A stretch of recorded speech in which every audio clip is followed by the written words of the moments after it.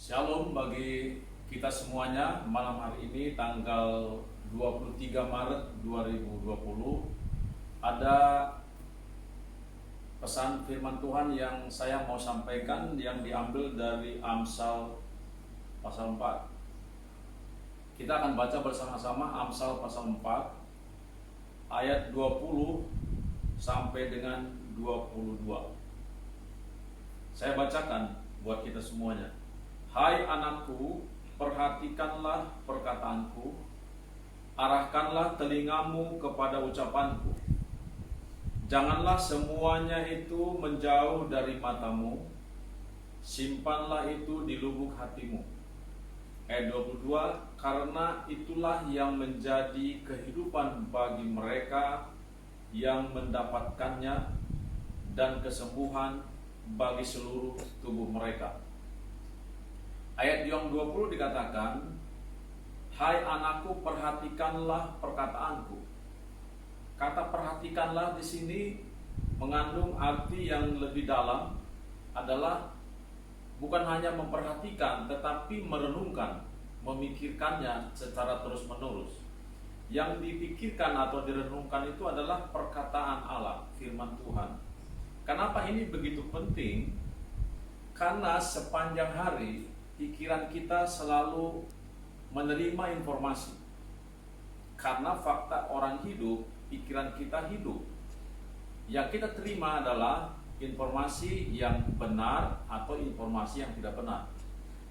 Ayat 20 menekankan di sini supaya kita hanya memperhatikan yang benar, yaitu perkataan firman. Lalu arahkanlah telingamu kepada ucapanku. Apa maksud arahkanlah telingamu? Telinga kita sangat peka dengan suara atau berita, informasi. Karena otak kita bekerja selama 24 jam, terutama ketika kita bangun dari tidur, otak kita begitu menyerap informasi. Nah, ketika telinga kita seperti parabola diarahkan untuk menerima ucapan-ucapan firman Tuhan, maka itu berpengaruh terhadap seluruh kehidupan selama satu hari itu. Ayat 21 dikatakan, janganlah semuanya itu menjauh dari matamu. Kenapa dikatakan mata? Nah, selain telinga, mata juga mengambil peran yang sangat besar di dalam kehidupan sepanjang hari. Ketika mata kita menjauh dari firman Tuhan, maka mata kita akan melihat hal-hal yang lain selain firman. Simpanlah itu di lubuk hatimu. Ini adalah bagian dari keputusan yang sangat penting. Ketika firman Tuhan, kabar baik yang menyembuhkan itu kita simpan di dalam hati kita, maka kita memiliki kuasa untuk menghadapi keadaan. Ayat 22 dikatakan, karena itulah yang menjadi kehidupan bagi mereka yang mendapatkannya. Bagi siapa? Bagi setiap orang yang memperhatikan perkataan, bagi setiap orang yang mengarahkan telinganya untuk mendengarkan ucapan firman, bagi setiap orang yang mengarahkan matanya hanya untuk membaca firman Tuhan. Karena itulah yang menjadi kehidupan bagi kita yang mengambil keputusan untuk mendapatkannya.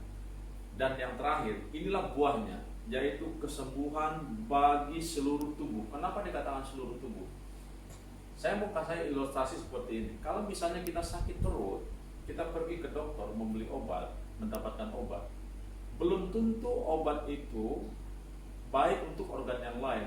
Mungkin obat itu menyembuhkan perut, tetapi efek sampingnya kita tidak tahu, bisa untuk ke organ yang lain merusak. Nah, firman Tuhan tidak mengandung efek samping negatif terhadap tubuh yang lain. Makanya dikatakan di sini kesembuhan bagi seluruh tubuh. Bukan hanya sebagian, tapi seluruh tubuh. Pesan ini sangat penting di saat-saat seperti yang kita alami saat ini, menghadapi virus corona. Sekarang di WhatsApp group, di grup-grup sosial media, banyak sekali pertukaran informasi, baik yang negatif maupun yang positif, tetapi isunya mengenai satu, yaitu corona. Coba kita pikirkan, setelah beberapa bulan ini, pikiran kita dipenuhi dengan ketakutan. Apa yang menyebabkan ketakutan dalam jiwa kita? Itulah rancangan iblis.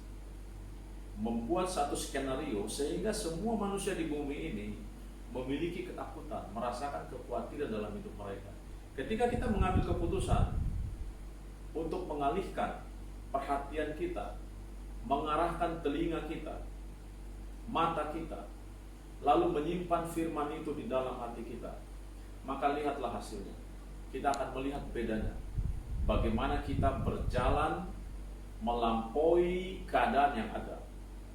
Inilah satu-satunya cara yang paling tepat, yang paling benar. Saya tidak menyalahkan cara-cara pemerintah, cara-cara kedokteran, rumah sakit, itu semuanya baik.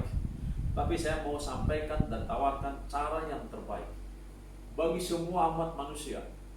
Siapapun yang ingin mengalami kemenangan dan menerima kesembuhan di dalam tubuh kita, mengarahkan perhatian kita hanya kepada firman Tuhan.